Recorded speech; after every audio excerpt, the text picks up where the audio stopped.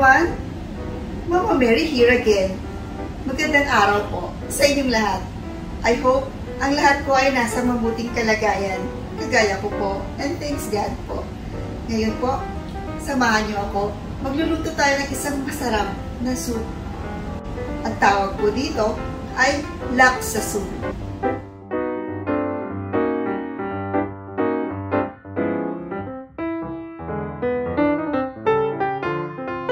Narito po ang mga kailangan natin para sa ating laksa soup. Kailangan natin ng dried shrimps, hipon, ang ating turmeric, sibuyas at bawang, dried chilli, lemongrass po ito na na-chop ko na, at kailangan natin ng mga gulay din na toge at bokchoy. Ito po ay crabstick, fishball at saka fish cake po. Ito ay ang sabaw po ng mga balat ng hipon. Shrimp broth po ito. At syempre, noodles. Kahit anong noodles po pwede para sa ating laksa. Ang gagamitin ko po ngayon ay flat rice noodles po. Syempre, may coconut milk. At ang ating mga pampalasa, patis, at konting asukal.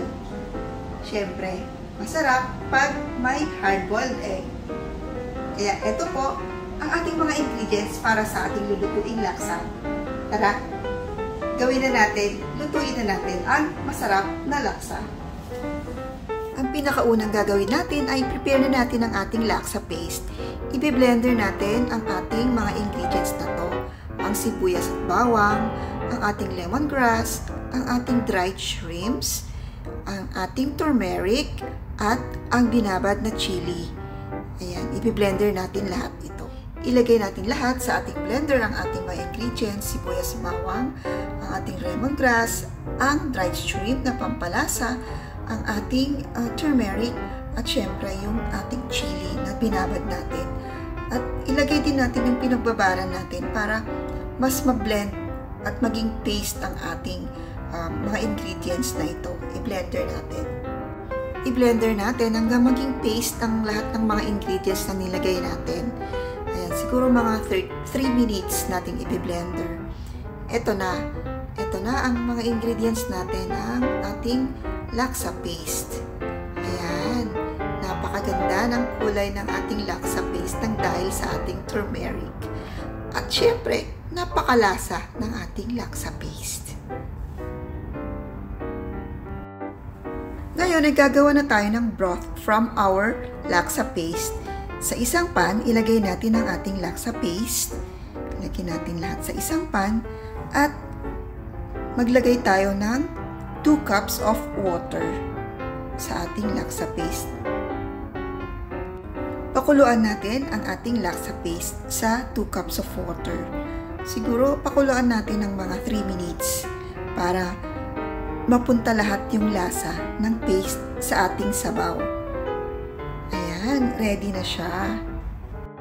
Ngayon, kailangan natin i-separate ang ating solid particles ng ating laksa paste. Kasi kailangan lang natin yung sabaw. Sabaw, napakanilamnam at masarap na sabaw ng ating paste. I-strainer natin ito. Make sure na walang solid particles na mapupunta sa ating sabaw. Ito na. Ready na ang ating soup. Napakasarap. Ngayon ay lutuin na natin ang ating laksa soup. Pakuluan na natin ang ating sabaw from our paste. Idagdag na rin natin ang ating shrimp broth. Okay, napakasarap. At syempre, ilagay na rin natin ang ating 1 can of coconut milk. Napakalasa ng ating laksa soup. Malasa at creamy. Ayan, pakuluan natin ito ng mga 2 minuto.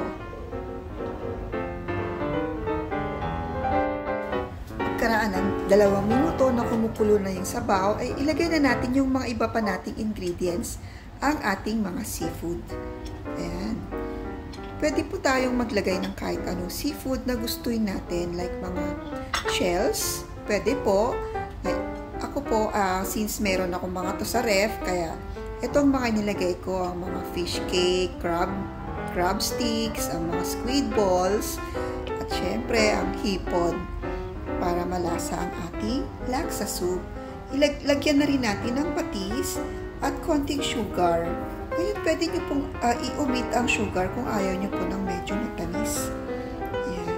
Haluin natin at pakuluin ng mga 1 minuto pa. Ayan.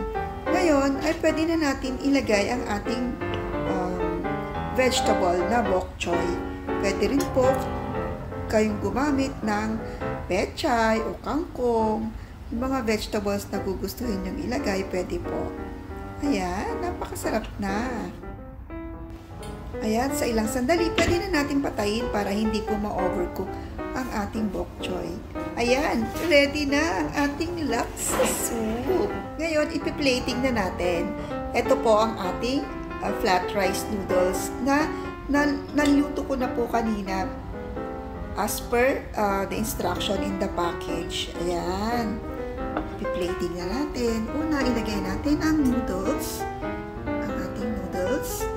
At, syempre, ang ating vegetable na bokchoy. Ayan. Napakaganda. Masarap. Syempre, ilagay natin ang iba pang mga ingredients ang ating mga seafood. I-arrange natin para mas masarap kainin ang ating laksa soup. Amoy na amoy ko ang creaminess ng ating laksa soup. Ayan. Ang dami nating ingredients, di po ba? Napakasarap. Crabsticks, fish cake, squid balls. Lagyan natin ng sabaw. At syempre, ilagay na natin ang ating toge. Ayan. Fresh na ilalagay ko yung toge kasi po yung mainit na sabaw ng ating laksa ang magluluto ng ating toge. Ayan, paibabaw natin ang sabaw. At syempre, ilagay na rin natin ang ating hard-boiled egg. Ito na po ang masarap nating laksa soup. Ito na po ang ating masarap na laksa. Ngayon, tikman na natin kung gaano kasarap ang ating laksa soup.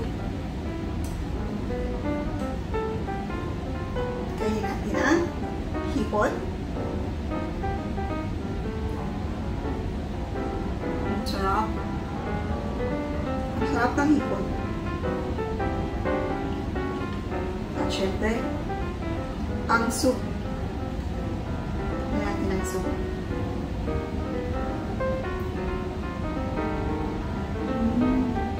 Napaka-creamy ng soup at napakalinamnam. Perfect na perfect. Ayan. Diba napakadali lang magluto ng laksa? At napakasarap. Magugustuhan ito ng buong family nyo. Kaya, magluto na kayo ng masarap na laksa soup. Okay? Mga kaibigan, huwag niyo pong kalimutan mag-subscribe sa aking YouTube channel and please share my videos. Of course, please hit also the like button if you like my video. And watch out for more nice videos. Okay?